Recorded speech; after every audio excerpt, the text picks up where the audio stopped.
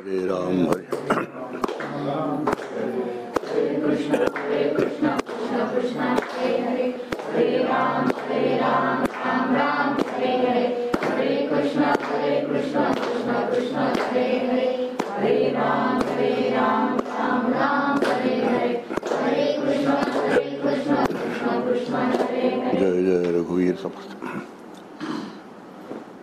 काल आपण असा एक विचार करत होतो की करन्यास आणि हृदयन्यास नावाचे दोन न्यास गीतेच्या सुरुवातीला सांगितलेले आहेत आणि त्याच्यामध्ये 4-5 श्लोक आहेत. ते 4-5 श्लोक दोन्हीकडे सारखेच आहेत. जे श्लोक करन्यासात आहेत तेच हृदयन्यासात आहेत. जर अगोदरपासूनची गीता आपण सुरुवातीची पाहिली एकदम धर्मक्षेत्रे कुरुक्षेत्रेपासून सुरुवात न करता अगोदर जे त्याचं थोडं प्रास्ताविकासारखं आहे किंवा नमन म्हणतात तसं आहे. त्याचा विचार केला तर आपल्याला कळतं की हे 4 श्लोक 5 श्लोक जे इकडे आहेत तेच तिकडे आहेत.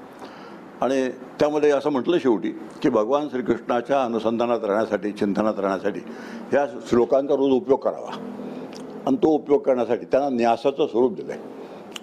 आणि न्यासाचं स्वरूप दिल्यामुळे करंगळीवर काय बसवायचं, अनामिकेवर काय बसवायचं, तर्जनीवर काय बसवायचं या निमित्ताने या श्लोकांचं स्मरण व्हावं, या श्लोकांची आठवण व्हावी. त्या श्लोकांचा अर्थ जो आहे तो अर्थ समजावून घेऊन आतमध्ये तो नेहमी असा आतमध्ये घोळत राहावा, रुळत राहावा, त्याच्या आपण अनुसंधानात राहावं हा त्या सगळ्याचा हेतू आहे. सातत्याने आपण पाहिलो की काही वर्ष ही गोष्टीला यांत्रिकता यायला लागते. तर यांत्रिकता आल्यानंतर त्या ज्यासाठी ती व्यवस्था केली, ज्यासाठी ते नियम घालून दिले ते कुठल्या तुकडे राहतात, नुसते नियम तेवढे शिल्लक राहतात. असं होऊ नये यासाठी आपल्याला खूप काळजी घ्यायला लागते. आता यामध्ये जे मी न्यास म्हटलं त्यामध्ये हा जो श्लोक आहे नयनम छिंदंती शस्त्राने नयनम दहती पावकः हा दोन्ही न्यासामध्ये आहे. पण हा जो श्लोकाचा संच आहे त्याची सुरुवात आहे न जायते म्रियते. हा जो आत्मा आहे तो जन्माला येत नाही आणि जन्माला येत नाही म्हणून वृद्धही होत नाही आणि वृद्ध होत नाही त्यामुळे तो मरतही नाही. आता काही गोष्टी आज आपण मोठ्या आपल्या सर्वांच्या इंटरेस्टचा समजवली का या निमित्ताने. आणि सर्वांच्या इंटरेस्टचं म्हणण्याचं एकच कारण आहे की आपल्या सगळ्यांना एक गोष्ट ठाऊक आहे, उपजेते नाशे. जे जन्माला येतं ते वृद्ध होतं आणि वृद्ध झाल्यानंतर काही काळाने जातं. आणि सर्वात जास्त भीती जर कशाची असेल तर ते नेहमी जाण्याचे असते. आपण एका वेळी ॲक्सेप्ट करतो न करतो, 4 चौकात बरं दिसत नाही म्हणून आपण ॲक्सेप्ट नाही करत, पण आतल्या आत ती भीती असते. ती दहशत ज्याला म्हणतात ती दहशत आतल्या आत असते. आणि ही जी दहशत आहे ती दहशत जावी आणि दहशत जाऊन अत्यंत सुखरूप जीवन जगता यावं. 4 दिवस सातत्याने आपला हा विचार चालला आहे की परमार्थाच्या सुखरूपतेशी थेट संबंध आहे. आणि परमार्थाचा कोणाशी जर वाकडा असेल तर दुःखाशी वाकडा आहे, द्वंद्वाशी वाकडा आहे. म्हणजे सुख आणि दुःख नावाचं जे द्वंद्व आहे, लाभ आणि हानी नावाचं द्वंद्व आहे, यश आणि अपयश नावाचं द्वंद्व आहे. ह्या द्वंद्वाशी वाकडा आहे परमार्थाचा. आणि आपलं सगळं जीवन हे अशा द्वंद्वाने भरलेलं असतं. आणि जोपर्यंत आपलं जीवन द्वंद्वाने भरलेलं आहे तोपर्यंत सुखरूपतेचा अनुभव येणं शक्य नाही. आणि त्यासाठी त्यातून आपल्याला बाहेर काढण्याचा प्रयत्न गीता करत असते. जोपर्यंत भगवद्गीतेचा आपल्या जीवनाशी थेट संबंध आहे हे आपल्या लक्षात येत नाही तोपर्यंत गीतेचा आपल्याला पूर्ण उपयोग होण्याची शक्यता फार कमी आहे. आणि इथे सगळ्यात अवघड गोष्ट आहे ती सर्वात इथेच आहे. पण आता एक प्रयत्न करूया आपण न जायते म्रियते. आता हा जो भाग आहे की आत्मनावाचं तत्व आहे ते जन्माला येत नाही आणि जन्माला येत नसल्यामुळे त्याला शरीर नसल्यामुळे ते मात्र होत नाही आणि ते मरतही नाही. वास्तविक भगवद्गीतेमध्ये आत्मा जन्माला येत नाही, म्हातारा होत नाही आणि मरतही नाही अशा 3 गोष्टी सांगायची काही गरज होती का? आपण थोडासा विचार करत जाऊया. एकदा समजलं तर तो जन्माला येत नाही मग मरत नाही सांगायला कशाला पाहिजे पुन्हा? आपण थोडा विचार केला तर आपल्या गोष्टी लक्षात येतात. इथे भगवद्गीतेने नुसतं म्रियते म्हटलंय, पण उपनिषद जे आहेत ते आत्मा अजर आहे ना अमर आहे असं सांगतात. म्हणजे आत्मा जन्माला येत नाही, तो म्हातारा होत नाही आणि तो मरत नाही असं उपनिषद सांगतं. यातला अजरत्वाचा भाग हे गीतेने काढून टाकला. एक प्रश्न येतो निर्माण, आम्हाला इतकं सुद्धा समजत नाही का की जे जन्माला येत नाही ते मरणार नाही? इतकं कळत नाही का आम्हाला? मग असं कशाला सांगावं त्यांनी? आता हे प्रश्न येतो. आता हे असं सांगायचं कारण आहे काय की आपल्याला 3 गोष्टींची इतकी सवय आहे, जन्माला येणं, वृद्ध होणं आणि जाणं. ह्या 3 गोष्टींची इतकी सवय आहे सगळ्यांना झालेली. आणि त्या 3 गोष्टींची झालेली सवय गृहीत धरून शास्त्र सांगतं की आत्मा अजर आहे आणि अमर आहे. मग 3 गोष्टीचा सराव झालेला आहे. 3 गोष्टी आपल्या इतक्या सवयीच्या आहेत, नित्याच्या आहेत की त्या 3 नित्याच्या सरावातल्या असलेल्या गोष्टी शास्त्र गृहीत धरतं आणि सांगतं आत्मा जन्माला येत नाही, आत्मा वृद्ध होत नाही आणि तो मरत नाही. मग जातं कोण? जन्माला कोण येतं? तर जन्माला शरीर येतं. म्हातारं कोण होतं? शरीर म्हातारं होतं. मरतं कोण? शरीर मरतं. आणि या शरीरामध्ये असतं कोण? हे सगळं क्रिया करणारा कोण असतं? तर जन्माला कोण येतो? शरीर घेऊन जन्माला कोण येतो? जीव येतो. आता जीवाचं जे शरीर आहे ते वृद्ध होतं आणि जीवाचं जे शरीर आहे ते जातं. आता ह्या थोडेसे बारकावे असतात ना, हे बारकावे आपण जोपर्यंत लक्षात घेत नाही, जोपर्यंत जीव म्हणजे काय, आत्मा म्हणजे काय, ब्रह्म म्हणजे काय, ईश्वर म्हणजे काय, ह्या चारचं कोडं सुटत नाही आणि चारीच्या चारी शब्द आपण सारख्याच अर्थाने वापरायला लागतो, त्यावेळेला मग आपल्याला काहीही बोध होत नाही. नुसतं आम्ही म्हणतो, वाचतो, ऐकतो, सांगतो, सोडून देतो. म्हणून जन्माला येणारा जो आहे, शरीर घेऊन जन्माला येणारा जीव आहे आणि ते जे शरीर आहे ते शरीर जन्माला येतं, ते शरीर वृद्ध होतं, ते शरीर जातं. म्हणून जन्माला जीव येतो आणि मुक्त सुद्धा जीवच होतो. मुक्त व्हायचं आहे कोणी? मन मुक्त होत नाही, बुद्धी मुक्त होत नाही, शरीर मुक्त होत नाही. मुक्त होणार एकच तत्व आहे या शरीरामध्ये, त्याला जीव असं म्हणतात. आणि या जीवाला जर मुक्त करायचं असेल, म्हणजे भक्त मुक्त व्हायचं असेल तर त्याला समजावून सांगावं लागतं, अरे बाबा रे, तू जीव नाहीस, तू कोण आहेस? तू आत्मा आहेस. त्याला शास्त्रामध्ये तत्त्वमसी म्हणतात. ते तू आहेस. श्रीगुरू आपल्याला समजावून सांगतात, ते तू आहेस. जोपर्यंत मला श्रीगुरू ते तू आहेस हे समजावून सांगत नाहीत, तोपर्यंत आपल्याला अनुग्रह झालेला नाही असं सगळ्यांनी समजावं. काय अनुग्रहाच्या काही ह्या ज्या आहेत क्रायटेरिया, त्यातला हे क्रायटेरिया आहे की श्रीगुरूने मला ते तू आहेस हे समजावून ह्या पद्धतीने किंवा वेगळ्या पद्धतीने समजावून सांगितलं असलं पाहिजे. आणि म्हणून जीवाला समजावून सांगतं शास्त्र, तू जीव नाहीस, तू आत्मा आहेस. तू जीवभाव धरून बसू नकोस. आता जीवभाव म्हणतात, देहबुद्धी म्हणतात, जीवभाव म्हणतात, दोन शब्द आहेत. जीवभाव शब्दाचा अर्थ आहे मी जीव आहे असं वाटणं, जीवभाव म्हणायचं. आणि देहच मी आहे असं वाटणं, याला देहभाव म्हणायचं. आता देहच मी आहे असं वाटतं कोणाला? जीवाला वाटतं. मग जीवाला जेव्हा देहच मी आहे असं वाटतं तेव्हा मग जीवाची समजूत होते, ते बरोबरच असते. मी जन्माला आलो आहे असं जीवाला वाटतं, मी आता वृद्ध होतो आहे असं जीवाला वाटतं, आणि मग मी आता जाणार आहे असंही जीवाला वाटतं. आणि मग जायची कल्पना सहसा कोणालाही सहन होत नाही. म्हणून परमार्थामध्ये निर्भयता हा फार मोठा गुण सांगितला आहे की परमार्थाने काय सिद्ध होतं? मी सुखरूपता येते. जिथे भीती असते तिथे सुख असतं का? आपण काही गोष्टी अशा विचार, जिथे भय आहे, मी भयभीत आहे आणि मी सुखात आहे, असे दोन शब्द जर शेजारी ठेवले, दोन वाक्य शेजारी ठेवली तर जुळतात का ती? तर मला जर मृत्यूचं भय वाटत असेल तर मी सुखात असणे शक्यच नाही. मग व्यवहाराच्या दृष्टीने मला कितीही सुख असू देत, सर्व तऱ्हेची सुख अगदी हात जोडून उभे असू देत, पण जोपर्यंत मृत्यूची भीती मला वाटते तोपर्यंत जिथे भीती असते तिथे सुख नसतं. मी भयभीत आहे आणि सुखात आहे असं कोणी म्हटलं तर आम्ही त्याला काय म्हणू? बहुतेक काही ठिकाणावर दिसत नाही. असं भयभीत पण सुखी कसं असेल? तो दुःखी असणार आहे, भयाचं दुःख त्याला असणार आहे. म्हणून त्या जीवा जोपर्यंत त्याला असं वाटतंय मी जन्माला आलो, मी म्हातारा होणार आहे, मी जाणार आहे, तोपर्यंत तो भयभीत राहणारच आहे. आणि अशी भयभीतता जोपर्यंत आहे तोपर्यंत परमार्थाने आम्हाला काहीही दिलेलं नाही आहे. काही गोष्टी अगदी अशा फार स्वच्छ पाहिजेत.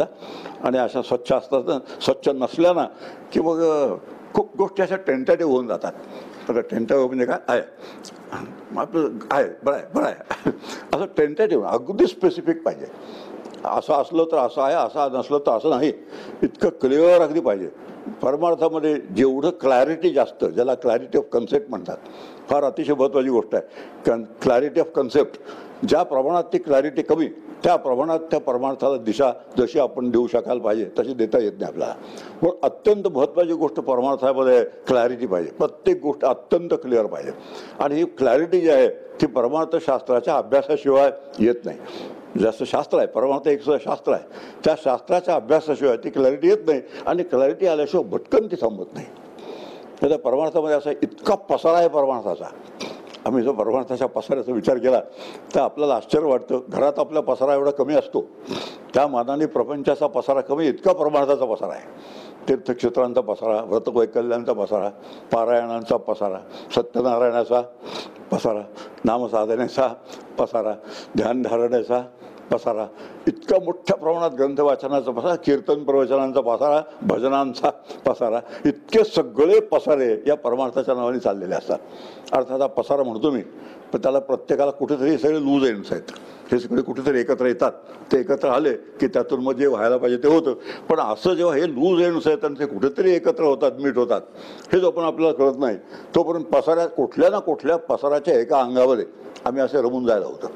आणि हा पसारा केव्हा तरी आवरता घेतला पाहिजे, केव्हा तरी त्यातून आपण बाहेर निघालं पाहिजे. आणि केव्हा खरं जे आहे ते खऱ्याचा केव्हा तरी पाठपुरावा आपण केला पाहिजे. अशी बुद्धी निर्माण होणं हे एक अतिशय आवश्यक असते आणि ती बुद्धी शास्त्राच्या चिंतनाशिवाय निर्माण होत नाही. आणि म्हणून एक विचार करतोय आपण, हे जो जीवात्मा आहे त्या जीवात्म्याला समजावून सांगायचं असतं, तू जीव नाहीस, तू आत्मा आहेस.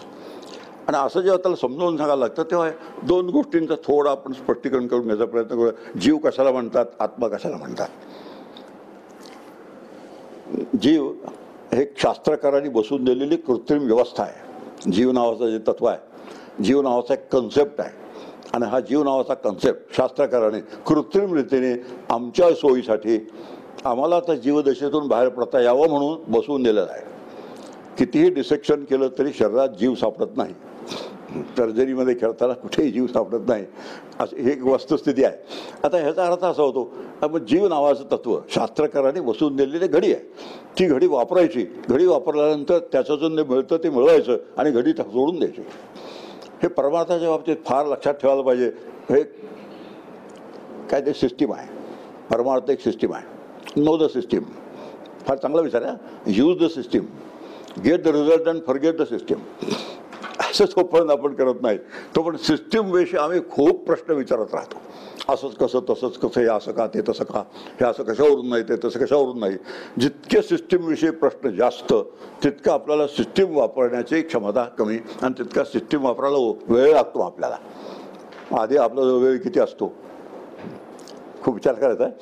आमच्या लहानपणी काळ काम वेगाची गणितं असत. काळ काम आणि वेग आता ती असतात की नाही मला ठाऊक नाही, आमच्या लहानपणी होती. आता विचार करूया की आम्हाला काय मिळवायचं आहे. जर समजा मोक्ष नावाची गोष्ट मिळवायची असेल, काय मिळवायचं आहे, मोक्ष मिळवायचा. त्याच्यासाठी आमच्याजवळ इफेक्टिव्ह वेळ किती शिल्लक आहे. इफेक्टिव्ह वेळ आता समजा मी 50 वर्षाचा असेल तर एक 10 वर्ष 15 वर्ष फार तर शरीर जी क्षमता असते ती क्षमता तेवढी 10-12 वर्ष टिकते. म्हणजे इफेक्टिव्ह वेळ वापरण्यासारखा आमच्याकडे किती शिल्लक आहे. प्रत्येकाचा वेगळा असतो. 10 वर्ष असेल, 15 वर्ष असेल. मुक्काम किती गाठायचं आहे मोक्षापर्यंत. मग वेग किती असला पाहिजे, साधनेचा वेग किती असला पाहिजे. आता हे काळ काम वेगाचं गणित म्हणतात. एक टाकी अर्धा इंची तोटीने भरायला वगैरे वगैरे. आता ते जुन्या काळची गणितं होती. आता तसं काळ काम वेगाचं गणित जे आहे ते काळ काम वेगाचं गणिताचा आपण जर व्यवस्थित विचार केला तर आपल्याला माहिती आहे इथे जमलेल्या प्रत्येकाला उपलब्ध असलेला वेळ अतिशय थोडा आहे. खरी गोष्ट आहे. सगळ्यांना इथे जमलेल्या सिंगापुरातल्या लोकांना उपलब्ध असलेला वेळ अतिशय कमी आहे. आणि प्रवास तर तेवढाच आहे. मला वेळ कमी आहे म्हणून प्रवास काही कमी होत नाही. आता एक फार लक्षात ठेवा, हिमालयाची जी उंची आहे, माउंट एव्हरेस्टची उंची, ती माउंट एव्हरेस्टची उंची जी आहे ती तेवढीच राहणार आहे. माझी क्षमता कमी आहे म्हणून ती उंची कमी होणार नाही. माझी क्षमता वाढवा तरी जायचं, उंचीचा नाच सोडून द्या, दोनपैकी काहीतरी आहे. तसं हा जो प्रवास आहे हा प्रवास तेवढाच राहणार आहे. मग आता एकच आमच्या हातात गोष्ट राहते, उपलब्ध वेळाचा जास्तीत जास्त वापर कसा करता येईल. आणि असा वापर करताना पसाऱ्यातून स्वतःला कसं सावरता येईल, महत्त्वाची गोष्ट आहे. जो पसारा घालून ठेवलेला असतो तो आवरता कसा येईल, सावरता कसा येईल आणि नेमक्या दिशेने वाटचाल कशी करता येईल. हे सगळं जे चिंतन आहे ते शास्त्राच्या यथार्थ अभ्यासाशिवाय करताच येत नाही. आणि शास्त्राचा यथार्थ अभ्यास एकदा ज्याचा त्याने करावा लागतो. म्हणून सिस्टीम जी आहे ती सिस्टीम आपल्याला छान माहीत असली पाहिजे. अतिशय आवश्यक आहे. पंडित व्हायचं नाही आहे, विद्वान व्हायचं नाही आहे, कोणाशी वाद घालून त्याचा पराभव करायचा नाही आहे, जिंकायचं नाही आहे, यातलं काहीच करायचं नाही आहे. फक्त मला नीट समजावून घ्यायचं आहे, ते समजल्यानंतर ते वापरायचं आहे, वापरल्यानंतर त्याचा लाभ पदरात पडून घ्यायचा आहे आणि लाभ पदरात पडून की सोडून द्यायचं आहे. Forget the system. आता हे सहसा लक्षात राहत नाही. आम्ही काय होतो, सिस्टीमचे गुलाम होऊन बनतो. जी सिस्टीम असते ती सिस्टीम आमच्या डोक्यावर येऊन बसते आणि सिस्टीमसाठी आम्ही, आमच्यासाठी सिस्टीम का सिस्टीमसाठी आम्ही, हा कायमचा प्रश्न आहे. आणि ह्या प्रश्नाचं उत्तर जो पण आपल्याला नीट मिळत नाही तो पण सिस्टीमीचा बडीवार होतो फार. आणि बडीवार म्हणजे अफाट महत्त्व, जेवढं महत्त्व नाही डिस्प्रपोर्शनेट इम्पॉर्टन्स मिळतं ते सिस्टीमला मिळून जातं. आणि असं होऊ नये ह्यासाठी आपण खूप काळजी घ्यायची आवश्यकता आहे. म्हणून जीव नावाची एक घडी शास्त्रकाराने कृत्रिम बसवून दिलेली आहे. ती घडी वापरायची. ती घडी वापरल्यानंतर मी जीव नाही असा अनुभव घ्यायचा आणि मग जीवही सोडून द्यायचा आणि आत्मा नावाची गोष्टसुद्धा सोडूनच द्यायची आहे. असा एक जरा अवघड आहे. आत्मा सोडून देता येत नाही, धरता येत नाही ती गोष्ट वेगळी. पण आत्मा नावाचा जो कन्सेप्ट आहे तो आत्मा नावाचा कन्सेप्ट सोडून द्यायचा. आता थोडं समजावून घ्यायचा प्रयत्न करूया. पण थोडी अवघड गोष्ट आहे. पण अवघड गोष्ट असली केव्हा तरी अवघडीला हात घातला पाहिजे. एक अडचण असते पुढे अवघडाच्या बाबतीत. अवघड आहे म्हणून कोणी सांगायचं नाही आणि सांगितलं नाही म्हणून अवघडाचा अवघडपणा जात नाही. अच्छा, हे एक मोठं गुंतागुंत आहे, एकमेकावर असं इंटरडिपेंडन्स आहे. अवघड आहे. केव्हा तरी सांगायला सुरुवात केली पाहिजे, केव्हा तरी ऐकायला सुरुवात केली पाहिजे, आणि मग नंतर असंच सुरुवात झाली म्हणजे केव्हा तरी त्याचा अवघडपणा कमी होईल आणि मग सहज समजायला लागेल. पण अशी वेळ आणावी लागते, आपोआप येत नाही. असं एकटे एक असता त्याची कृपा होईल तेव्हा. परमार्थात एक कृपा नावाची एक मोठी भानगड आहे. असं नसते, कृपा ही होते आणि आणावीही लागते, दोन्ही गोष्टी आहेत. कृपेसाठी जे करायला लागतं ते करण्याचं काम आमचं, कृपा करण्याचं काम त्याचं. पण आम्ही कृपेसाठी जे करायला पाहिजे ते न करता कृपेची वाट बघणं, हे काय बरं, हे कशातच बसत नाही. आणि ही जी कृपा आहे ते काहीतरी देऊन किंवा काहीतरी असे हे नाही, अदलाबदल नाही, तुम्ही आम्हाला हे देतो तुम्ही मला कृपा द्या, अशा तऱ्हेच कधी होत नाही त्याच्यामध्ये.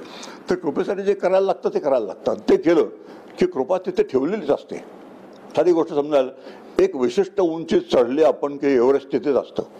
मग ती उंची चढून गेल्यानंतर मी जर म्हणालो एव्हरेस्टने माझ्यावर कृपा केली, तर ते तसाच प्रकार आहे थोडा.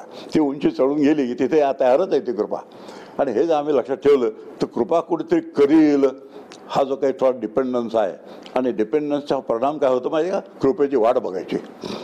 आणि मग कृपा कशाने होईल, अमके दिल्यानं होईल, हे केल्यानं होईल, ते केल्यानं होईल, इत्यादी पद्धतीने आपण कृपा ज्याने होत नाही त्याने होईल अशी कल्पना करून बसतो. आणि माणसाचे एक व्यवहारी माणसं काय असतात, काहीतरी व्यवहारातलं दिलं म्हणजे कृपा मिळून जाईल अशी अपेक्षा असते. ही अपेक्षा परमार्थात कधीही सिद्धीला जात नाही. म्हणून कन्सेप्च्युअल क्लॅरिटी ज्याला म्हणतात, जीव नावाचं एक शास्त्रकाराने बसवून दिलेली घडी आहे. त्याचे 3 घटक आहेत. जीव नावाचा कन्सेप्टचे 3 घटक आहेत. एकाला म्हणतात आत्मा, दुसऱ्याला म्हणतात बुद्धी, आणि तिसऱ्याला म्हणतात आत्म्याचा बुद्धीत पडलेला प्रकाश.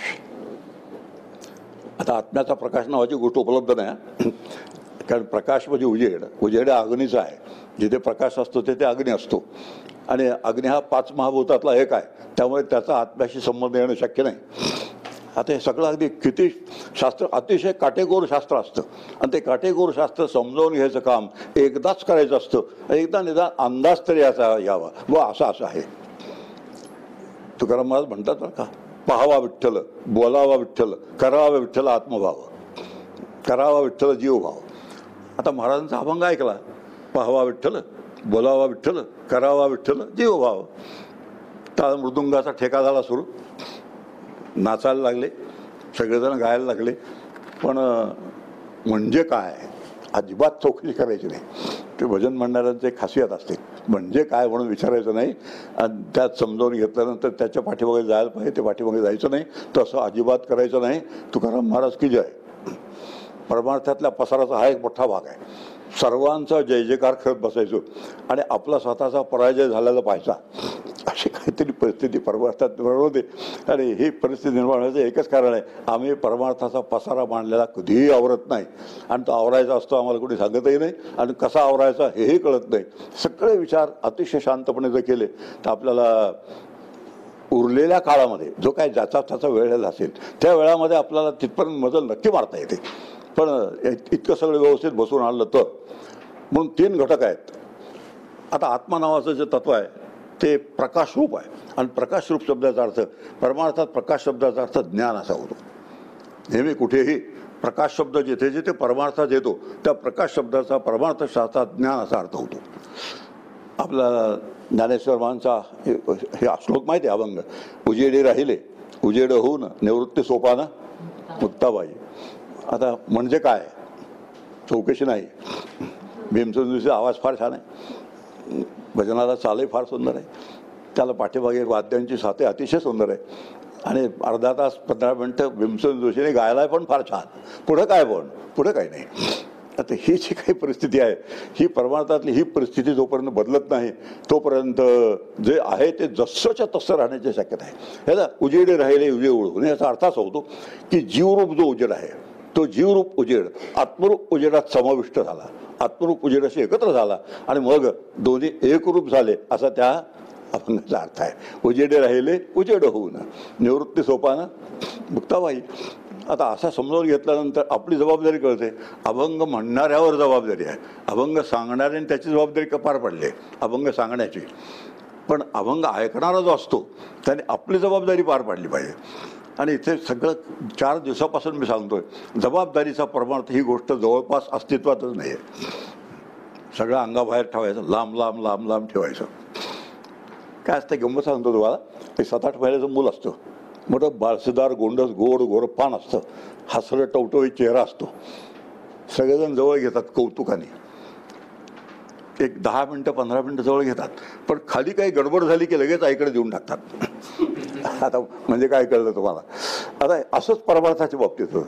परमार्थाच्या बाबतीत असं होतं की परमार्थ फार छान आहे, परमार्थ सुखाचा आहे, परमार्थ फार मोठा आहे, परमार्थाने माणसाचं कल्याण होतं असं म्हणून तो जवळ घ्यायचा.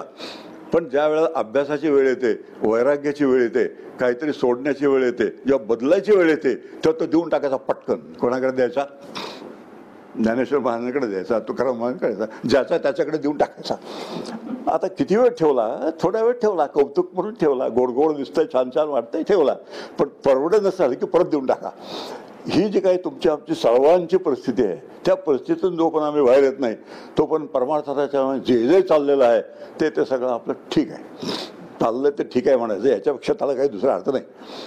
म्हणून उजेडी राहिले उजेड होऊन शब्दाचा अर्थ आहे हा जो जीव आहे, त्या जीवाचा आपण अर्थ समजावून घ्यायचा प्रयत्न करतो. जीव कशाला म्हणतात तर आत्मा नावाचं एक प्रकाशरूप तत्व आहे, म्हणजे ज्ञानरूप तत्व आहे. आपली जी बुद्धी आहे ती बुद्धी स्वच्छ आहे, अतिशय. आपली बुद्धी प्रत्येकाची, इथे जमलेल्या प्रत्येकाची मूळची बुद्धी स्वच्छ आहे. आता नंतर ती कशी झाली ती गोष्ट अगदी वेगळी आहे, पण मूळचं बुद्धी तत्व जे आहे ते बुद्धी तत्व स्वच्छ आहे. जसं एक पाणी मूळचं स्वच्छ असतं, पाणी स्वच्छ जे असतं H2O म्हणून ज्याला म्हणतात ते मूळचं स्वच्छच असतं. मग त्यात शेवाळ जाईल, आणखी काय काय जाईल आणि काय वाटेल ते होईल त्याच्यात, पण मूळचं पाणी जसं स्वच्छ आहे तसं आपली जी मूळची बुद्धी आहे इथे जमलेल्या प्रत्येकाची अत्यंत स्वच्छ आहे. ते स्वच्छ का आहे त्यासंबंधी काही स्पष्टीकरण आहे. ती बुद्धी अग्नी तत्वाची झालेली आहे आणि म्हणून ती स्वच्छ आहे. ती सत्वगुणाची झालेली आहे म्हणून ती स्वच्छ आहे. शास्त्रकारांनी जास्तीत जास्त त्याला हे देण्याचा प्रयत्न केला आहे. म्हणजे कसं, एक बैठक देण्याचा प्रयत्न केला आहे. जास्तीत जास्त होईल तेवढी जास्तीत जास्त बैठक द्यायचा प्रयत्न केला आहे. म्हणजे ॲक्सेप्टेबिलिटी तुमची आमची वाढावी म्हणून, त्यापेक्षा दुसरं त्यात काही नाही. म्हणजे जे जे अग्नितत्वाचं असतं ते अग्नी स्वच्छ करणार आहे सर्वांना म्हणून तो स्वच्छ आहे, ही भूमिका. जे जे सत्वगुणाचं असतं तेही शुद्ध असतं. आणि असं बुद्धी नावाचं तत्व आहे, ह्या 2 तत्वांचं झालेलं असल्यामुळे ते शुद्ध आहे. आणि शुद्ध असल्यामुळे त्याच्यामध्ये आत्म्याचा प्रकाश घेण्याची शक्ती आहे. जो ज्ञानप्रकाश आहे तो ज्ञानप्रकाश त्याच्यामध्ये आत घेण्याची क्षमता त्या बुद्धीमध्ये आहे. एक उदाहरणाने समजावून घ्या. एक समजा काचेचा गोळा आहे, त्या काचेच्या गोळ्याजवळ जर बॅटरी ठेवली, बरोबर, एकदा मी इकडे असताना घरी दाखवलेला आहे, प्रयोगसुद्धा करून दाखवला होता. पेपरवेट जुन्या काळी मिळत असत काचेचे, ते काचेचा हे घ्यायचा, त्याच्या शेजारी बॅटरी ठेवायची. आता त्याच्या शेजारी बॅटरी ठेवल्यानंतर त्या त्या काचेमध्ये बॅटरीचा प्रकाश आपोआपच पसरतो. आता तो प्रकाश जो आहे तर तिन्ही मिळून आत्मा तयार होता. आपण डेमॉन्स्ट्रेशनच्या भाषेत बोलूया की काचेचा गोळा ही एक बुद्धी आहे, बॅटरी आहे ती आत्मा आहे. आणि तो ती बॅटरी जेव्हा गोळ्याच्या जवळ येते तेव्हा त्यातला प्रकाश काचेमध्ये भागतो. आता लक्षात घ्या, त्या काचेच्या गोळ्यामध्ये तो जो प्रकाश आहे तो अडकतो का हो? त्याला तो चिकटून बसतो का? समजा तो गोळा बाजूला काढला, तर गोळा बाजूला काढल्यानंतर प्रकाश आत जर अडकून पडला असता तर प्रकाश बाजूला गेल्यानंतर आपला गोळा बाजूला गेल्यावर प्रकाश राहायला पाहिजे होता, किंवा बॅटरी काढून घेतला तरी प्रकाश राहायला पाहिजे होता. पण बॅटरी काढून घेतली तरी प्रकाश जातो आणि गोळा बाजूला केला तरी प्रकाश जातो. ह्याचा अर्थ असा होतो की तो प्रकाश ज्याप्रमाणे त्या गोळ्यामध्ये अडकून पडत नाही त्याप्रमाणे आत्मा बुद्धीमध्ये अडकून पडत नाही. आत्मा बुद्धीपासून कसा आहे? अलिप्त आहे. आता आणि असा जो अलिप्त असलेला आत्मा तो मी आहे, हे कोणी समजावून घ्यायचं आहे? तर जीवाने समजावून घ्यायचं आहे. आता हा जो सगळा थोडं गुंता आहे, हा अवघड गोष्ट आहे. पण आता मी जेव्हा इकडे आलो तेव्हा अवघड सांगणार नाही असं कबूल केलेलं नव्हतं. त्यामुळे आता अशा माझ्यावर जबाबदारी काहीच नाही, अवघड सांगायचं नाही अशी अजिबात जबाबदारी नाही. आणि खरं सांगायचं म्हटलं म्हणजे ते नेहमीच पंचायत असते. खरं कोणालाही नको असतं. त्याचं कारण आहे, खरं परवडत नाही, खरं झेपत नाही. आणि जे झेपत नाही, परवडत नाही ते सांगणारा माणूस कोणालाही आवडत नाही. ही खरी अगदी सत्य गोष्ट आहे. मग नुसतं छान छान बोलणारा जो असतो ते फार वाटतं आपल्याला. जाऊ दे, एक अवांतर विषय आहे, पण अवांतर विषय सांगून टाकतो तुम्हाला. एक वक्ता आहे, समजा मी वक्ता आहे, तर मी एक वक्ता नावाची एक व्यक्ती आहे. त्या व्यक्तीला एक त्याचं व्यक्तिमत्व आहे, त्या उंच आहे, गोरा आहे, अमुक आहे, तो मुख आहे, काय जे असेल ते व्यक्तिमत्व आहे. त्याचं एक वक्तृत्व आहे, त्या बोलण्याची शैली असते, काही वाक्यांच्या फिकी असतात, शब्दांच्या फिकी, दृष्टांत वगैरे वगैरे असे हेला वक्तृत्व म्हणतात. पण एक वक्तव्य नावाची गोष्ट आहे. किती गोष्टी झाल्या? एक व्यक्ती असते, त्या व्यक्तीला व्यक्तिमत्व असतं, त्याला वक्तृत्व असतं आणि वक्तव्य असतं. वक्तव्य म्हणजे जे सांगायचं असतं त्याला वक्तव्य म्हणतात, जे सांगितलेलं असतं त्याला वक्तव्य म्हणतात. आमचं जास्तीत जास्त लक्ष कुठे असतं? सर्वांचं जास्तीत जास्त लक्ष वक्ता कसा आहे, व्यक्तिमत्व कसं आहे, वक्तृत्व कसं आहे. मी सर्वांना नेहमी सांगतो, या 4 पैकी 3 पहिली घरी नेऊच नका. वक्ताला चहा वगैरे द्या इथपर्यंत ठीक आहे, पण त्यापेक्षा त्याचं वक्तृत्व कसं आहे, तो वक्ता कसा आहे, त्याचं व्यक्तिमत्व कसं आहे, एक काडी इतका विचार करू नका काय सांगितलं त्याने आणि घरी नेण्यासारखं त्यातलं काय आहे, आत सांभाळून ठेवण्यासारखं काय आहे, एवढा फक्त विचार जर केला तर आपल्याला फार छान त्यातून लाभ होऊ शकेल. पण आम्ही बाकीच्या गोष्टीचा इतका विचार करतो, मग तुलना करतो वक्त्यामध्ये, हा असा आहे तो तसा आहे वगैरे वगैरे, त्यांचं फार चांगलं असतो, हे काय ऐकण्यात अर्थ नाही वगैरे वगैरे, हे जे काही सगळं आमचं चालतात खेळ. म्हणजे परमार्थातल्या पसाराचाच हा एक भाग आहे. आता इतका पसारा आम्ही मांडून ठेवला आहे, तो सगळा पसारा आवरला जर नाही तर त्या परमार्थात होईल कसं? परमार्थाचं कसं लय चिंता नाही, माझं कसं लय चिंता आहे त्याच्यामध्ये. तर आपला विचार चाललाय की जीव हा जो आहे त्या जीवाला समजावून सांगायचं, तू जीव नाही आहेस, तू आत्मा आहेस. मग त्यासाठी त्यांनी काय करायचं? जीवच आत्मा आहे हा अनुभव घेण्यासाठी त्यांनी काय करायचं? त्याचा एक उपाय आहे. तो जेव्हा जीव जेव्हा ध्यानाला बसेल, म्हणजे जर बसला तर जसं ध्यान केलं पाहिजे तर तसंच केलं तर, की ध्यानाची एखादी प्रक्रिया माहीत असली जर, इतकं जरतरी ध्यान आहे बरं का ते, ज्यात बरेच जोर आहेत बरेच स्तर आहेत, त्याला काय म्हणायचं? त्याला जरतरी ध्यान असं म्हणतात. असं जर ध्यान झालं खरं जसं व्हायला पाहिजे तसं, तर बुद्धीचा विसर पडून जातो. बुद्धी नावाचं तत्व आहे ते बुद्धी नावाचं तत्व निघूनच जातं, शांत होऊन जातं. आणि ज्या क्षणी बुद्धी नावाचं तत्व शांत होतं त्या क्षणी बुद्धीत पडलेला जो प्रकाश आहे तो बुद्धीत असलेला प्रकाश आपोआप आत्मस्वरूपाकडे जाऊन विलीन होतो. ही प्रक्रिया केव्हा घडते? बुद्धी जेव्हा शांत होते तेव्हा. जोपर्यंत ध्यानाला बसल्यानंतर माझी बुद्धी शांत होत नाही तोपर्यंत ही प्रक्रिया घडणं शक्य नाही. झोप न लागता, ते अंडरलाईन केल्याची गोष्ट आहे, झोप न लागता जोपर्यंत माझी बुद्धी शांत होत नाही तोपर्यंत कधीही चिदाभास जो आहे, ज्याला हा जो आतमध्ये गोळ्यामध्ये असलेला प्रकाश आहे, म्हणजे बुद्धीमध्ये पडलेला प्रकाश आहे, तो कधी आत्मरूप होणं शक्य नाही. म्हणून कोणतंही तुमचं ध्यान, तुमचं साधन कोणतंही असू दे, साधन पद्धती कोणती असू दे, साधना पद्धतीचा आग्रह नाही आहे, तर त्या कोणत्याही साधना पद्धती ही प्रक्रिया घडली तर ती साधना यशस्वी आहे, आणि ही प्रक्रिया नाही घडली तर त्या साधनाला यश नाही आहे. आता हा जो विचार समजावून घ्यायचा, हा जर नीट समजावून घेतला, त्रास आहे पुष्कळ, त्यात डोकं खूप घालावं लागतं. आणि ते इतके डोकं घालण्याचे विषय असतात आमचे की त्यात डोकं घालायला वेळ मिळणं शक्यच नाही आहे. आता बंगालमध्ये कम्युनिस्ट हारले का जिंकले? कालच इलेक्शन झाली. केरळात ते हारले का जिंकले? कालच इलेक्शन झाली. तो जो इंटरेस्ट आमचा इतका जबरदस्त असतो. वास्तविक आता सिंगापूरबद्दल लोकांना करायचं काय, हारले का जिंकले म्हणून, पण ते तसं नाही. ते त्या तिकडे चिंतन केलं पाहिजे, त्याचा विचार केला पाहिजे, वाचलं पाहिजे. नुसतं वाचून चालत नाही, त्याची चर्चा सुद्धा आपापसात केली पाहिजे. आपापसात चर्चा जर झाली नाही तर याला अपडेटच नाही असं ठरतो, आणि अपडेट ज्याला नाही तो समाजात वावरायला योग्य नाही असंही ठरतं. काय जे आमचे सामाजिक काय नॉर्म्स ठेवून गेलेले आहेत ना, सामाजिक इंटरॅक्शनचे, ते सामाजिक इंटरॅक्शनचे सगळे नॉर्म्स परमार्थाला त्रासदायक आहेत. जाऊ दे, आता आणखीन पुष्कळ विचार या बाबतीत करण्यासारखा आहे. पण एक गोष्ट लक्षात घ्यावी, अशा पद्धतीने जितकं मन आमचं पांगलेलं असतं, ज्या प्रमाणात चित्त पांगलेलं असतं त्या प्रमाणात ते एकत्र होऊन त्या चित्ताने स्वतःला शांत करणं ही अशक्य गोष्ट असते. म्हणून जितकं चित्त कमी पांगेल दिवसभर तितकं ते चित्त ज्या वेळेला आम्ही साधनाला बसू त्यावेळेला आवरलं जाण्याची शक्यता जास्त असते. आमच्यातल्या खूप जणांची अशी समजूत आहे की दिवसाचे जे 24 तास आहेत ते पूर्वी जसे आमचे जात होते तसेच जातील, काही फरक पडणार नाही. पण साधनेचा नेमका अर्धा तास जो असेल त्यामध्ये जादूची कांडी फिरल्यासारखी काहीतरी बदल व्हावा. सगळ्यांची अपेक्षा असते की 23 तास पहिले उरलेले जे आहेत दिवसाचे जसे पूर्वी चालले तसे चालणार आहे. कौटुंबिक सिरियल बघणारच टी व्हीवरची, जाऊ दे आता. तेवढं एकच गोष्ट आपल्याला पुरेशी आहे, विषय पांगायला, चित्त पांगायला. टी व्हीवरची कौटुंबिक सिरियल हा प्रत्येक साधकाचा मोठा वैरी आहे. मी एक सांगूनच टाकतो ना, जो टी व्हीवरच्या सिरियल बघतो कौटुंबिक तो कधीच मुक्त होणार नाही. आता शाप नाही, एक वास्तव सांगतो. आता ह्याचं कारण आहे की असं त्याच्यात जे चाललेलं असतं, त्या राग आहे, द्वेष आहे, लोभ आहे, मत्सर आहे, ईर्ष्या आहे, स्पर्धा आहे, हेवेदावे आहेत, द्वेष आहेत, सगळं सूड आहे, सगळ्या गोष्टी त्याच्यात आहेत. काय असतं, आपलं जे अंतःकरण आहे ना, या अंतःकरणात आपल्या ह्या सगळ्या गोष्टी कुठे तर कुठेतरी बारीक स्वरूपात असतात, बारीक स्वरूपात त्या असतात, कुठेतरी धडलेल्या, छपवलेल्या अशा असतात. आणि ते सगळं दृश्य बघितलं, सगळ्या हळूच तो वर यायला लागतात.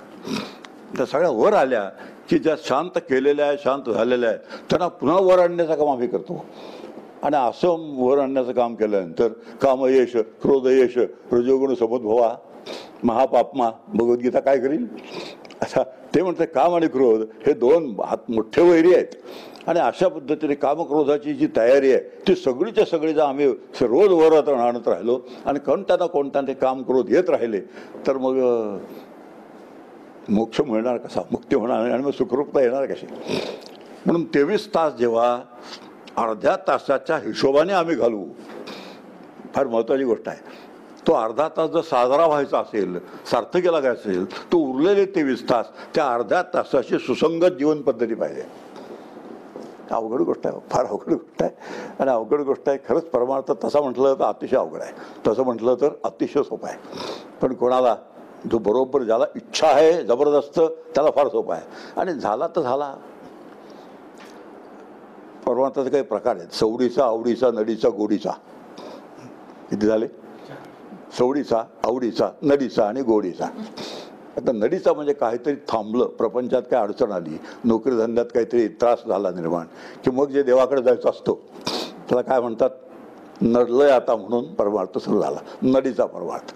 सवडीचा, जर मला वेळ झाला सगळ्यातून सिनेमा पाहिल्याशिवाय सोडणार नाही, टी व्हीची सिरियल अजिबात चुकणार नाही, कादंबरी पूर्ण झालीच पाहिजे हातात घेतलेली. आणि मग फॅमिलीचं काय युनियन असतं त्यात जे काय असतं ते सगळं केलं पाहिजे. इतक्या सगळ्यातून जर मला वेळ मिळाला तर जेव्हा मिळेल तेव्हा, याला म्हणतात सवडीचा. आता एक आवडीचा असतो, बरं वाटतं, भजन ऐकलं म्हणजे बरं वाटतं, प्रवचन ऐकलं म्हणजे बरं वाटतं, कीर्तन ऐकलं म्हणजे बरं वाटतं, 4 माणसं त्या क्षेत्रातली भेटली बरं वाटतं, बस बरं वाटण्यापुरती ज्याची मर्यादा आहे त्याला म्हणतात आवडीचा. आणि गोडीच्या प्रमाणात एक वेगळाच असतो. गोडी शब्दाचा अर्थ ज्याला एकदा गोडी लागली तशी तो ते काय वाटेल झालं तरी ते सोडतच नाही. आणि सर्वात रेअर प्रमाणाचा कोणता असेल तर गोडीचा आहे. बाकीचे सगळीकडे आहे. नडीचा आहे, सवडीचा आहे, आवडीचा पण आहे. पण गोडीचा परमार्थ जोपर्यंत खरी गोडी निर्माण होत नाही तोपर्यंत परमार्थाच्या दिशेने वाटचाल होण्याची शक्यताच नाही. आणि खरी गोडी निर्माण होईल, मोटिवेशन होईल तेव्हा. आता प्रश्न नेहमी मोटिवेशन, जर आपण सगळ्या बाबतीत भरतो, जर मोटिवेशन असेल तर गोडी निर्माण होईल. मोटिवेशन जर पुरेसं झालं नाही तर गोडी निर्माण होणारच नाही. पण परमार्थात असं मोटिवेशन आहे काय, अवांतर प्रश्न असतात ते सगळं. आता ह्याच्याशी काही संबंध नाही आहे हे मला कळतंय. पण आता इतका सगळा मिळून जो परमार्थच होतं, हे नुसतं इथं समजा हा श्लोक सांगायचा ठरला माझा शास्त्रशुद्ध पद्धतीने, मला अर्धा तास त्याच्यावर छान बोलता येईल. पण ते अर्धा तास बोलून त्याचा उपयोग काय, त्याचं करायचं काय, नेहमी हा प्रश्न असतो. गीता वाचली, तिचं करायचं काय, तर श्लोक वाचला, तिचं काय करायचं. आणि जोपर्यंत काय करायचं हा प्रश्न आमच्या मनात येतच नाही तोपर्यंत गीता आहे आणि मी आहे तो मी आहे, यात काही फरक नाही. फार तर आपण लग्न झालं नसेल तर बायकोचं नाव गीता ठेवावं, म्हणजे सारखं गीता म्हणून हाक भरता येईल. ह्या पलीकडं आमच्या गीतेचा काही संबंध येणार नाही. आपला विचार अशा दिशेने चाललं, मोटिवेशन होत नाही. आणि मोटिवेशन होत नाही याचं कारण आहे की सुखरूपता जी आहे त्यातली, त्या सुखरूपतेचं पुरेसं आकर्षण आम्हाला वाटत नाही. परमार्थामध्ये 3च फक्त उद्देश असतात. एक सुखरूप व्हायचं, सुखरूप होऊन सुखाने जगायचं, आणि सुखरूप होऊन सुखाने जगून त्या सुखामध्येच, त्या सुखाच्या अवस्थेतच शरीर आणि जग सोडून द्यायचं. बस एवढ्या 3 कारणासाठी परमार्थ आहे. यापेक्षा 4थं कारण परमार्थात नाही आहे. एकही फळ ह्या 3पेक्षा पलीकडे परमार्थाचं नाही आहे. आता हे ठामपणे एकदा लक्षात घेतलं पाहिजे. परमार्थात काय मिळवायचं आहे, सुखरूप व्हायचं आहे, सुखरूप होऊन सुखाने जगायचं आहे. याला खूप महत्त्व आहे. आम्ही सुखाने जगण्याचा सगळेजण आपापल्या परीने प्रयत्न करतो. जो प्रत्येक जण आपापल्या परीने, आणि प्रत्येकाच्या सुखाच्या कल्पना वेगळ्या असतात. आणखी पुन्हा आहे, आज जे सुखदायक वाटतं ते उद्या सुखदायक वाटेल अशी खतं देता येत नाही. आणि ह्याचंही कारण आहे की जोपर्यंत एखादी गोष्ट अनुकूल वाटते तोपर्यंत सुख मिळतं. तीच गोष्ट जेव्हा प्रतिकूल होईल त्यावेळेला तीच गोष्ट जी कालपर्यंत अनुकूल वाटत होती ती प्रतिकूल वाटायला लागली, म्हणजे ती दुःख द्यायला लागली. हे तुमच्या आमच्या माणसाचे मानवी जीवन आहे, त्या मानवी जीवनाची एक मोठी त्रासदायक गोष्ट आहे. आतापर्यंत जे सुखरूप वाटत होतं एकदम दुःख द्यायला लागतं. माणसांच्या आपापसातले संबंध तर त्या संबंधी बोलायचंच कारण नाही. बरीच वर्षापर्यंत छान चाललेलं असतं, अगदी गुढी गुढी म्हणतात तसं. एक दिवशी असं काहीतरी घडून जातं की ते सगळं बिघडून जातं. आणि असं बिघडून गेलं की अरे कालपर्यंत किती छान होतं, मग आज काय झालं, बिघडलं. हे अशाच पद्धतीने सुखी होण्याचा जो प्रयत्न आहे तो सुखी होण्याचा प्रयत्न आमचा कधीही यशस्वी होत नाही. याचं कारण आहे जो सुखी होतो त्याला दुःखी व्हावंच लागतं. फार मोठा नियम आहे. ज्याला सुखी व्हायचं असतं त्याला दुःखी व्हायची तयारी ठेवलीच पाहिजे. त्याचं कारण आहे. आता समजा एक कॉफी मला दिली, कॉफी प्यायल्याने मला बरं वाटलं, कॉफी प्यायल्याने बरं वाटलं म्हणजे काय झालं, कॉफीने सुख झालं. आता कॉफीने सुख झालं खरं, पण आता आणखी एक ठिकाणी मी गेलो त्यांनी मला नाही कॉफी दिली. आता काय झालं, मग तिथे मिळाली हो पण इथे नाही मिळाली. ज्या लोकांना वक्त्याचं काही नाहीच, ते काय आत्म्याचं सगळं सुरू होतं. ते सगळं सुरू झाल्यानंतर एक ठिकाणी सुख झालं की दुसऱ्या ठिकाणी दुःख होणारच आहे. हे अगदी ठरलेली गोष्ट आहे. म्हणून जो सुखी होतो त्याने दुःखी झालंच पाहिजे असा सिद्धांत आहे. म्हणून सुखी व्हायचा प्रयत्न करायचा नाही, दुःखी व्हायचाही प्रयत्न करायचा नाही, सुखरूप व्हायचा प्रयत्न करायचा. आणि सुखरूप व्हायचा शब्दाचा अर्थ आहे सुख हेच ज्याचं रूप आहे, म्हणजे त्याला पुन्हा पुन्हा सुखी व्हावं लागत नाही आणि दुःखाचा ज्याला स्पर्शही होत नाही असं जो कोणी असतो तो सुखरूप असतो. असं असेल का माणूस जगामध्ये? आता काय होतं माहिती आहे का, सुरुवातीलाच आम्हाला असं काहीतरी ऐकलं ना, हे काय सगळ्या कपोलकल्पित गोष्टी आहेत झालं. हे केव्हा तरी पूर्वी वेदकाळात होऊन गेलं असेल, आज काही तसं असणं शक्य नाही. असं आम्ही जज करतो कशावरून, माझ्यावरून. आणि माझ्यावर म्हणजे काय, मला हे जमणं शक्य नाही म्हणून कोणालाच जमणं शक्य नाही असं काहीतरी होऊन जातं. ते चंद्रावर जेव्हा अमेरिकेहून पोचला ना तेव्हा असं झालं. काही जण असं म्हणाले माणूस चंद्रावर जाणं कधी शक्य नाही. त्याने काय केलं, पृथ्वीवरचेच काही फोटो गोळा केले आणि ते चंद्रावरचे म्हणून छापले. आता ही जी काही बुद्धी आहे ही बुद्धी अशी निर्माण व्हायचं एकच कारण आहे की असं चंद्रावर जाणं कोणी शक्य नाही हे गृहीत कृत्य आहे. आणि ते गृहीत कृत्यामुळे कोणी चंद्रावर गेला हे खरंही वाटत नाही. तसंच परमार्थ संबंधी आहे. कोणी असा सुखरूप असू शकतो आणि सुखरूप होता येतं हे खरंच वाटत नाही. आणि खरं न वाटल्यामुळे ते मोटिवेशन जे आहे ते मोटिवेशन तसं व्हायला पाहिजे तसं होत नाही. आणि म्हणून हे श्रद्धेचा विषय आहे. असं होता येतं हा श्रद्धेचा विषय आहे. श्रद्धावान लभते ज्ञानम. आणि सगळे संत आमचे असे सुखरूप झालेले आहेत. आम्ही मोठी यादी आहे, निवृत्ती ज्ञानदेव सोपान मुक्ताबाई एकनाथ नामदेव तुकाराम रामदास, मोठी यादी आहे आमची. हे सगळे संत अलीकडचे सुखरूप झालेले आहेत. आता त्यातून एक लॉजिक आहे, ते जर सुखरूप झाले तर मला का होता येणार नाही, कारण ते माणूसच होते, मी पण माणूसच आहे. आता हा जो विचार आहे व्यवहारात असतो बरं का, तो श्रीमंत झाला मला का श्रीमंत होता येणार नाही. आता हे व्यवहारात आपण ताबडतोब हे चॅलेंज म्हणून घेतो, पण परमार्थात मात्र हे चॅलेंज म्हणून आम्ही घेत नाही. ह्याचं कारण आहे सुखरूपतेचं आकर्षण आम्हाला जेवढं पाहिजे त्यांनी जेवढं मोटिवेशन व्हायला पाहिजे तेवढं मोटिवेशन होत नाही. आणि कित्येकांना असं वाटतं सुखरूप झालेला माणूस, समजा कोणी असा सुखरूप झाला, गीतेमध्ये सांगितल्यासारख्या सुखदुःखे समे कृत्वा लाभालोभ जयाजो, तर त्याला सुखाने सुखही होत नाही, दुःखाने दुःखही होत नाही. मग त्याचं जीवन असं बेचव असेल का, आळणे असेल का, फार चांगले शब्द आहेत, थंड असेल का, थंड मध्ये 10 वगैरे असतात बरं का, थंड असं म्हटलं जास्त प्रभाव होतो त्याचा. मग असं जीवन असेल का त्याचं, बेचव आहे का, आळणे आहे का, थंड जीवन आहे का, मग त्या जीवनात काय राम असेल का, त्या असं तरी सगळं तर वाटायला लागतं का. सुखाने सुखही होत नाही, दुःखाने दुःखही होत नाही, हा दगडच म्हणायला पाहिजे. असे म्हणजे ह्या कल्पना आहेत, ह्या क्षेत्रातल्या कल्पना आहेत, असं नाही आहे. ह्या कल्पना होण्याचं एकच कारण आहे, असा जो सुखरूप झालेला असतो तो आनंदरूप झालेला असतो. आणि आनंदाचा रस जो आहे तो आनंदाचा रस एकदा आतमध्ये आला की दुसरे सगळे रस जे आहेत ते सगळे रस फिके वाटतात. आणि सगळे रस फिके वाटल्यामुळे त्या रसांकडे त्याची प्रवृत्ती होत नाही, त्या रसापासून त्याचं काही अडत नाही. पण लोकांना ते समजत नाही, त्याचं त्या रसापासून अडत नाही. ह्याचं कारण आहे रसो वै 6. उपनिषद सांगता की ब्रह्मरस जो आहे, आत्मरस जो आहे तो सर्वांचा रस आहे. सर्व रसांचा रस कोणता आहे, रसराज कोणता असेल तर तो ब्रह्मरस आहे. आणि तो ब्रह्मरस ज्याने घेतलेला आहे त्यांच्या जीवनात कधी कंटाळवणं नसतं, कधी त्याला बोर होत नाहीत कधी ते. आता तुमच्या आमच्या फार परिचय शब्द आहे. काय जरा असं नेहमीसारखं नाही झालं की काय झालं, बोर झालं, कंटाळा आला, भीती वाटायला लागली, काळजी वाटायला लागली, ॲप्रिहेन्शन आहे, फिअर आहे, या सगळ्या गोष्टी ज्या आहेत या सगळ्या गोष्टी त्यांच्या जीवनातून हद्दपार झालेल्या असतात. आणि हद्दपार झाल्यामुळे हे अत्यंत शांत असं जीवन, सुख आहे शांतीचं दुसरं नाव आहे बरं. शांती आणि सुख दोन्ही एकच. एक नाणं असतं त्याला दोन बाजू असतात, तसंच शांती आणि सुख एका नाण्याच्या दोन बाजू आहेत. जो शांत असतो तो सुखी असतो, जो सुखी असतो शांत असतो. मी शांत आहे आणि मी सुखी नाही असं होऊ शकत नाही. असंच आहे. अशांतस्य कुतो सुखम, भगवद्गीतेत प्रश्नच विचारला आहे. जो अशांत असेल तो कसा सुखी असेल. आपण अशा प्रश्नांकडे, प्रश्नांच्या तुकड्यांकडे सहसा लक्ष देत नाही. याचं कारण आहे यांत्रिक.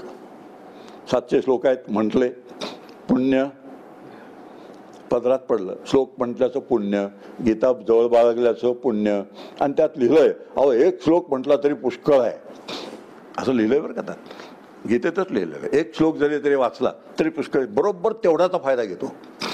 एक श्लोक वाचला तरी पुरे आहे. अहो त्याला शास्त्रात अर्थवाद म्हणतात.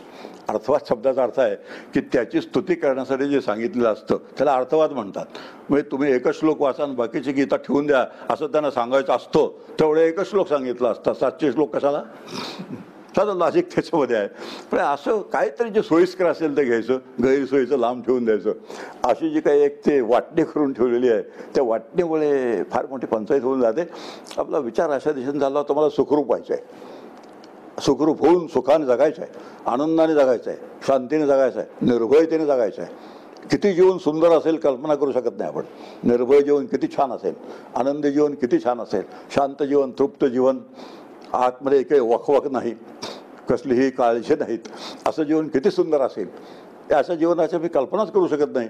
ह्याचं कारण आहे असं जीवन असणंच शक्य नाही असे आमची खात्री असते. ती कशावरून, आपल्या आतमध्ये चाललेल्या जे काही उलाढाली असतात, त्या उलाढ्या खळबळी ज्या असतात आतमध्ये चाललेल्या, त्या खळबळी ओढून शांत जीवन कुठे असू शकतं याचा विश्वासच बसत नाही आपला. आणि तो विश्वास आपला बसला की असं तुकाराम महाराजांचं जीवन तसं आहे बरं. आनंदाचे डोळे आनंद तर, कोणी वंदा कोणी निंदा, अमुचा स्वहिताचा धंदा. तुकाराम महाराज म्हणतात का, समजा माझं प्रवचन संपलं, कोणी मला म्हणालं डॉक्टर साहेब किती छान बोलता हो, मी त्याला ताबडतोब म्हणेन मुरगुडला या, असंच बोलत राहा. आणि समजा कोणी म्हणालं तुम्हाला जमत नाही तर बसता कशाला प्रवचनाला, तर मी त्याचं तोंड सुद्धा पुन्हा बघणार नाही. असं जर झालं तर मग कोणी वंदा कोणी मंदा असं तुकाराम महाराजांचा आपला अभंग वाचायचा, तालासुरावर अभंग म्हणायचा. आणि जरा कोणी चांगलं म्हटलं की एकदम हुरळून जायचं आणि चहाला बोलवायचं, पुन्हा बोल म्हणायचं. आणि जरा विरुद्ध बोलला की लगेच त्याला बाजूला सारायचा. असं जर होत असेल तर कोणी वंदा कोणी निंदाचा अर्थच काय राहिला. नुसतं भजन झालं, ताल सूर झाला, सगळं जे आहे असं सगळं कुठे बहिरंग जे आहेत. आणि म्हणून तुकाराम महाराज एक प्रश्न विचारतात, काय बोलला असी वरली या रंगा. जे वरवरच्या गोष्टी आहेत त्या वरवरच्या गोष्टीला कसा बोलून गेलास, आतमध्ये आहे काय ते बघ. पण आतमध्ये जायचं म्हणजे जरा त्रास होतो. वरच्यावर म्हणजे कसं असतं, छान छान छान अगदी छान, असं जे छान छान आहे, काहीही छान नसताना छान म्हणणं, असं काहीतरी तो प्रकार होऊन जातो. म्हणून आपला विचार चाललाय की जो जीव आहे त्या जीवाने मी आत्मा आहे असा अनुभव घ्यायचा आहे. आणि आत्मा असा अनुभव घेतल्यानंतर आत्मा अज असल्यामुळे कधीही त्याला वाटत नाही असं मी जन्माला आलेला आहे, असं कधीही नंतर त्याला वाटत नाही. आणि त्यामुळे माझा वाढदिवस आहे असं त्याच्या कधी लक्षात येत नाही. आणि मग वाढदिवस असून कुणी मला विश केलं नाही ज्याचा त्याला जराही राग येत नाही. मग काय इतके पुढचे हे सगळे त्याच्या पुढचे परिणाम आहेत. समजा माझा वाढदिवस आहे, माझा एवढ्या महाराष्ट्रातला मी मोठा माणूस हो म्हणा, आता अशाचा वाढदिवस लक्षात ठेवला नाही, मी कोणासाठी काय काय केलं आतापर्यंत, आणि इतक्या लोकांनी जर माझा वाढदिवस लक्षात ठेवला नाही आणि मला एक तार पाठवल्याने फोन केला नाही, तर या जगात कृतज्ञता आहे सगळीकडे भरलेली. असे झाला, दुःखी झाला. काय झाला, दुःखी झाला. आणि दुःखी झाला तो परमार्थात हारला. परमार्थातली हार जी ते अतिशय स्पष्ट आहे. जो कोणत्याही कारणाने दुःखी झाला किंवा सुखी झाला, तो सुखी आणि दुःखी दोन्ही झालेले हारले. कारण जो सुखी झाला त्याला काय व्हावं लागतं, कोणातरी मेसेज आला की सुख वाटतं, नाही आला की ज्याचं आलेलं असतं ते सुख पुसून जातं आणि न आलेलंच दुःख समोर येऊन जातं. असं काहीतरी ते असं विलक्षण जीवन तुम्ही आम्ही जगतो. आणि या विलक्षण जीवनालाच आम्ही म्हणतो याला जीवन आहे असं नाव, हे आणखी वर आहे. आता किती पद्धतीने फजिती करून घेता येईल तितक्या पद्धतीने फजिती करून घेणाऱ्या प्राण्याला माणूस असं म्हणतात. माणसाची पुष्कळ लक्षणं सांगितलेत. पशु पक्ष्यांची एवढी फजिती होत नाही बरं, त्यांचा एक सरळ एका ह्याचं जीवन चाललेलं असतं. पण माणूस सगळ्या फजितींचा अधिकारी कोण असेल तर माणूस आहे. करून घेतल्या तर सगळ्या फजिती आहेत, नाही करून घेतल्या तर अत्यंत सुंदर जीवन आहे. पण असं सुंदर जीवन जगण्याचं जे मूळ साधन आहे, भगवद्गीता म्हणा किंवा संत वाङ्मय म्हणा, त्याचा अतिशय सुंदर अभ्यास, मनापासून गेलेला अभ्यास, शास्त्रशुद्ध पद्धती केलेला अभ्यास असं झाला तर पुढे आहे. म्हणून मी अजा आहे, मला जन्म नाही म्हणून मला जराही नाही. जरा कोणाला आहे? ह्याला आहे. जो पण मी म्हातारा होते असं मला वाटतं तोपर्यंत 40व्या वर्षी चेहऱ्यात बघणं, आरशात बघणं नकोच वाटायला लागतं. काय ते एक जे काय थरा असतात आपल्या माणसांच्या, चेहरा बघितला की फार पूर्वी चिवी जोशींचा विनोद आहे. ते म्हणत असत, आम्ही लहान असताना आरसे फार सुंदर होते हो. त्यावेळेस मी जेव्हा चेहरा आरशात बघत असे तेव्हा कसा टवटवीत, ताजा, छान, रसरशीत असा देखणा गोंडच दिसायचा. आता जेव्हा मी आरशात बघायला लागतो तर काय सुरकत्या काय पडलेत, नाक काय मोठं झालंय, काय काय झालंय. हल्ली आरशाची क्वालिटीच बिघडलेली आहे. सगळ्या जगात सगळ्याच्या क्वालिटी सुधारलेत, हीच क्वालिटी बिघडली. आता हे कशातून आलं? हे आलं ते शरीर म्हणजे मी आहे, ही जी भावना आहे, ही जी भूमिका आहे, त्या भूमिकेतून मग हे निर्माण झालं. आणि ह्यात मग सुख असेल का हो? हे जे आरशात बघणं आहे, त्या आरशात बघण्यात सुख असेल का? आरशात बघण्यात सुख नाही. मग काय टाळायचं? आरशात बघायचंच नाही. मग आरशात बघायचं नाही म्हटलं नाही, हे काय बदल झाला का? बघून काय बदल झाला का? न बघून काय बदल? काय बदल झाला नाही. पण तरी कुठेतरी आपलं समाधान मानायचं, मग बघायचंच नाही. आणि ही जी फजिती आहे, ह्या फजितीला एकच कारण आहे, ह्याला देह तादात्म्य म्हणतात. देह म्हणजे मी, आणि हे जे आहे याला देह तादात्म्य म्हणतात, देहबुद्धी म्हणतात. आणि ही जी बुद्धी आहे ती बुद्धी एकच कारण आहे, मी स्वतःला जीव समजायला लागलो, मी स्वतःला देह समजायला लागलो. आणि शास्त्र मला समजावून सांगतं, तू जीव पण नाहीस, तू देह पण नाहीस, मग तू कोण आहेस? तू आत्मा आहेस. आता थोडं याविषयी आणखी एका वेगळ्या पद्धतीने विचार करूया.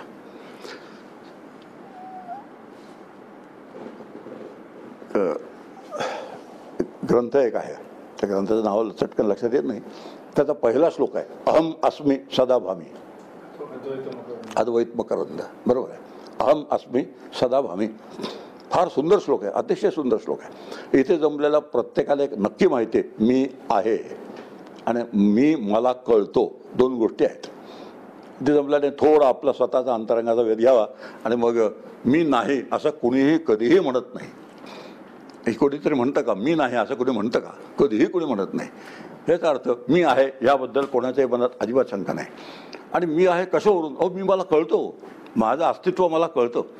मी आहे हेही कळतं आणि माझं अस्तित्व मला कळतं. अशा दोन्ही गोष्टी माझ्या इथे जमलेल्या प्रत्येकाच्या ठिकाणी सहजच आहेत. पण इतक्या ज्या सहज गोष्टी आहेत त्या सहज गोष्टीकडे लक्ष सहसा जात नाही.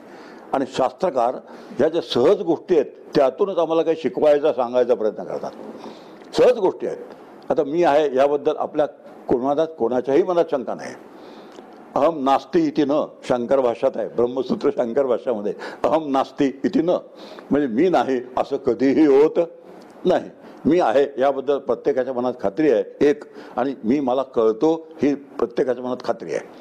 आता हे जे माझं असणं आहे आणि माझं जे कळणं आहे हे आलं कुठून? माझं असणं मला जे कळायला लागलं आणि मी मला कळतो हे जे कळायला लागलं ते आलं कुठून? आता हे जे विचार आहेत इतकं सहसा आतमध्ये विचार करायचा नसता. सगळे विचार काय करायचे असतात? सगळ्या माणसांची सवय एक्स्ट्रोव्हर्ट म्हणतात त्याला. समर्थांचं एक वचन आहे, अंतर्निष्ठित तितके तरले, अंतर्भ्रष्ट तितके बुडाले. म्हणजे जेवढे अंतर्निष्ठ राहतात, आत स्वतःच्या वळून विचार करतात, स्वतःला तपासतात, ते तरतात.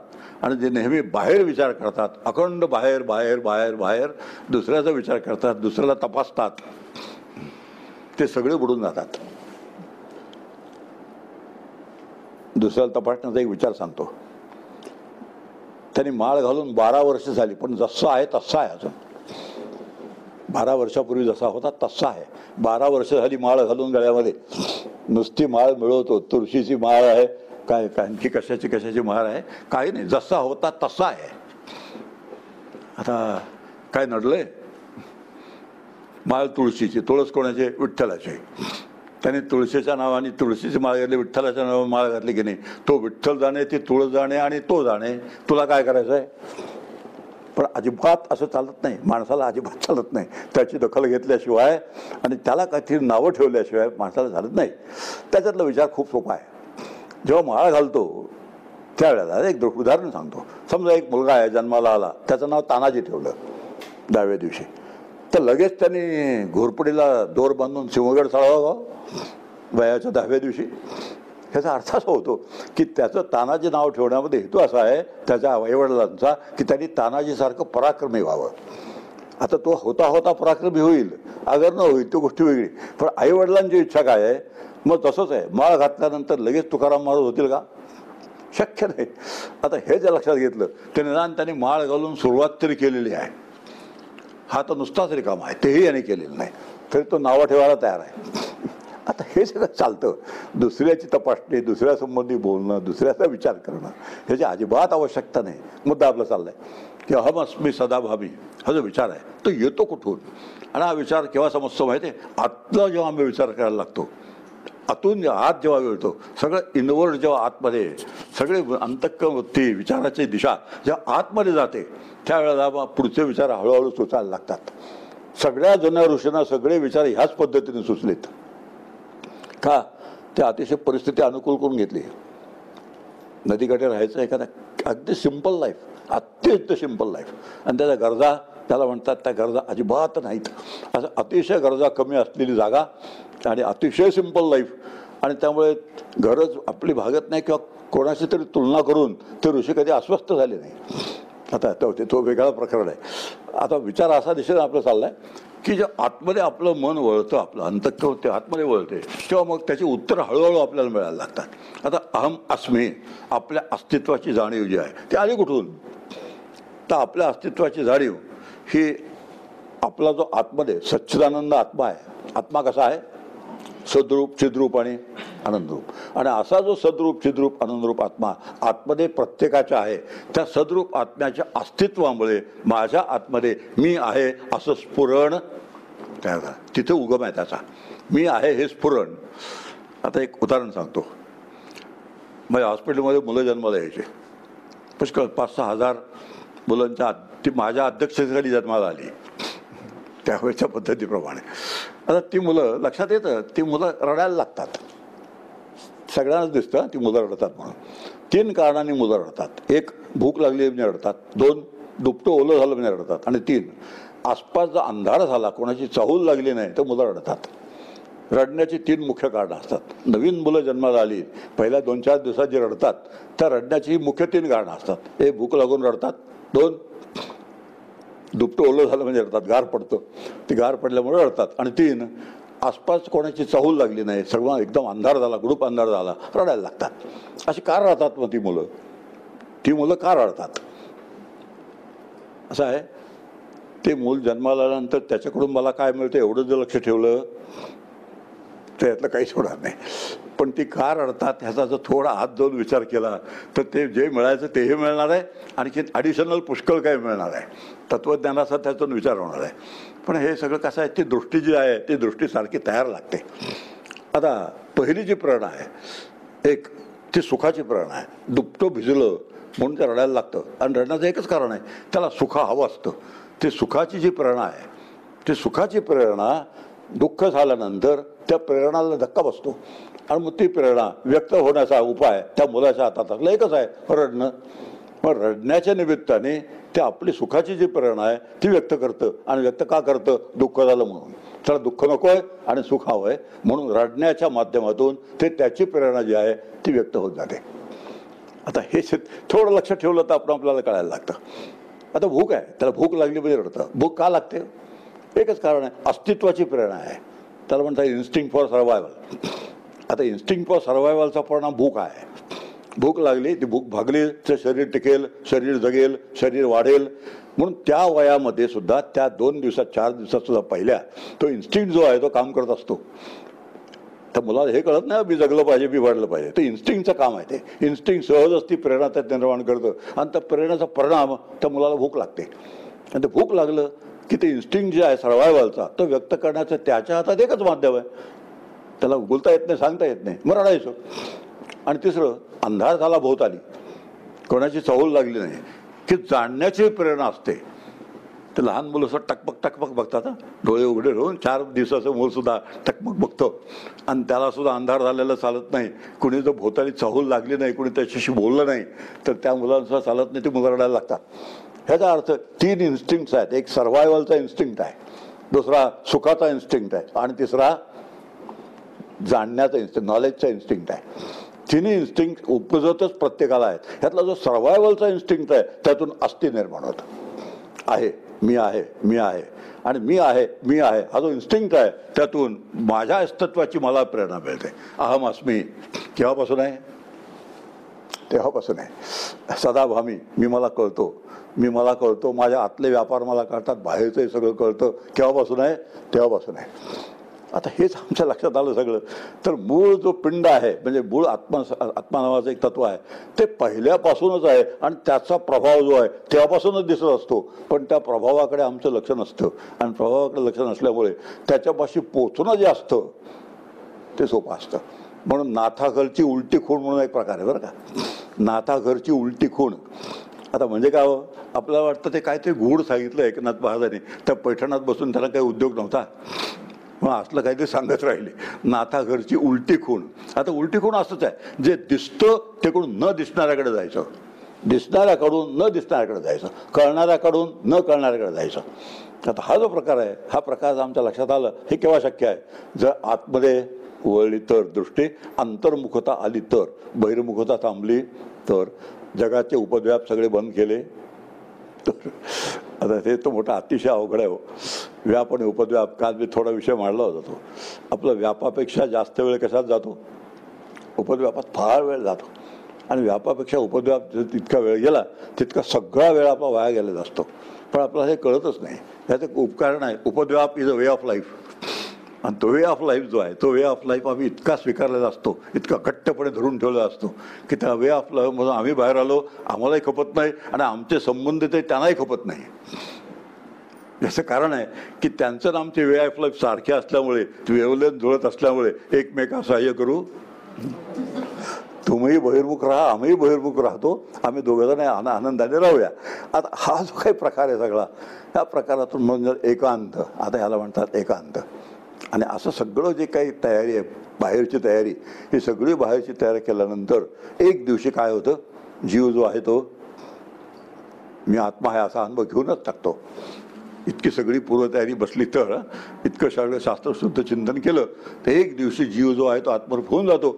आणि मी आत्मरूप झालेलो आहे हे सुद्धा त्याच्या लक्षात येत नाही. हे सुद्धा अवघड आहे. आणखीन नंतर तुम्हाला काय वाटलं, मी आता आत्मरूप झालेला आहे असं जो सांगतो तो नक्की आत्मरूप झालेलं नाही आहे. याचं कारण आहे ती सांगण्याची खुमखुमी राहते. आणि जी सांगण्याची खुमखुमी आहे, ह्या ना त्या पद्धतीने लोकांच्या लक्षात आलं पाहिजे की मी कसा झालो आहे, मी आता मुक्त झालो आहे म्हणून मला काय म्हणा, मला मुक्त म्हणा. म्हणून मी त्याची एक इमेज तयार करतो माझी स्वतःची, मोक्षाची, मुक्त माणसाची इमेज. काय भयानक शब्द आहे. कारण आत्मा निर्विशेष आहे, त्याला एकही विशेष नाही आहे. आणि मी एखादा तरी विशेष जगाला दाखवल्याची जोडत नाही. उदाहरणार्थ एक बाराबंदी घालून बसायची.